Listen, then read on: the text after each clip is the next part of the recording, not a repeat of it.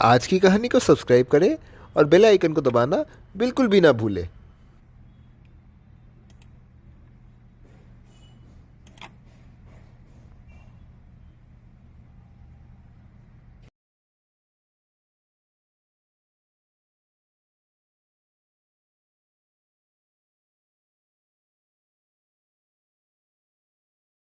दोस्तों, हमारा ब्रह्मांड में आपका स्वागत है। चलिए, बहुत दिन हो गए, आज फिर से ब्रह्मांड को सैर करने को जाते हैं। देखते हैं यहाँ कुछ नया मिलता है कि नहीं। अरे, ये क्या चीज़ है? ये कौन सी वस्तु है जो पृथ्वी के ऊपर मंडरा रही है और ये अपनी ऑर्बिट पर घूम रही है? इस वस्तु को सैटेलाइट कहते हैं। आइए जानते हैं इन सैटेलाइट्स का उपयोग किस लिए होता है। हम जो ये टीवी देखते हैं, रेडियो जो सुनते हैं, यहाँ तक कि मौसम की जानकारी और मोबाइल पर एक दूसरे से जो बात करते हैं, ये सब कहीं ना कहीं सैटेलाइट्स के कारण से ही हो पाता है। इन सैटेलाइटों को टिका कर रखने के लिए गुरुत्वाकर्षण और सेंट्रीफ्यूगल फ्यूगल फोर्स का प्रयोग होता है, तभी ये हमारे पृथ्वी के ऊपर टिका रहता है। ये जो सैटेलाइट है, इनको केपलर लॉस के तहत ही पृथ्वी के चारों ओर ये घूमता रहता है। पृथ्वी के चारों ओर 3 प्रकार की ऑर्बिट है।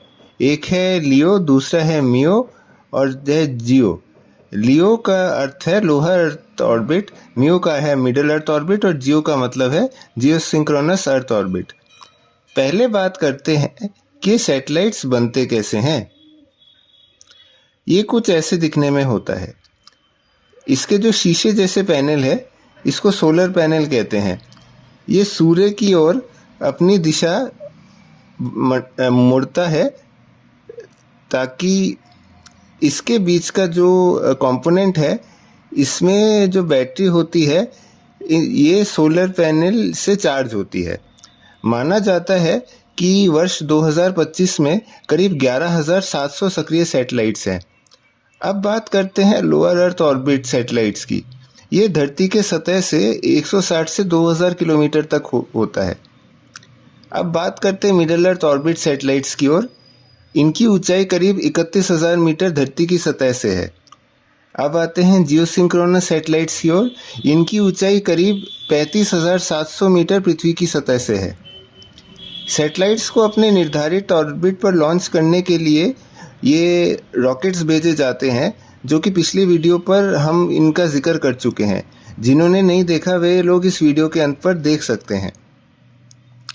जब ये रॉकेट के मुख्य कंपोनेंट से अलग होता है, तभी इसके भीतर का जो सैटेलाइट प्रोग्राम मॉड्यूल है, वह एक निश्चित स्पीड से निर्धारित ऑर्बिट पर पहुंचा देता है। फिर तब ये सैटेलाइट अपना रूप धारण करता है। ये जो सैटेलाइट्स का घूर्णन पृथ्वी के चारों ओर होता रहता है, इसी से दोस्तों हम जो ये टीवी देखना और ये जो मौसम का हाल जानना और जीपीएस का प्रयोग भी हम इन सैटेलाइट्स के कारण ही उपभोग कर पाते हैं।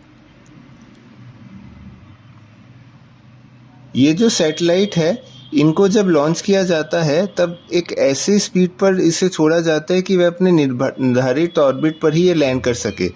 क्योंकि अगर वह अपने निर्धारित ऑर्बिट से ज़रा सा हट जाए, तब हमारी गतिविधियों पर भी ये रुकावट पहुंचाती है। हालांकि जो सैटेलाइट होती है, इसकी अगर स्थान ज़रा से भी हट जाए, तब सैटेलाइट के जो बीच का कंपोनेंट है, इसके बैक थ्रस्ट के कारण से ही अपने ऑर्बिट पर ये पहुंच जाते हैं। भारत की कई सारी सैटेलाइट है, जिनके नाम है आर्यभट्ट। सबसे पहला भारतीय सैटेलाइट है और इनसेट सीरीज, जो कि मौसम की जानकारी प्रदान करते हैं और स्थान और दिशा दिखाने में सहायता करती है। और अमेरिका पर आर्टेमिस वर्ष 2026 पर ये लॉन्च किया गया है। तो ये थी सैटेलाइट्स की कहानी। दोस्तों, मैं आशा करता हूँ कि आज आपने इन सैटेलाइट्स के बारे में काफ़ी सारी जानकारी इकट्ठा कर ली होगी। इस प्रकार की और वीडियोस के लिए देखते रहिए आज की कहानी।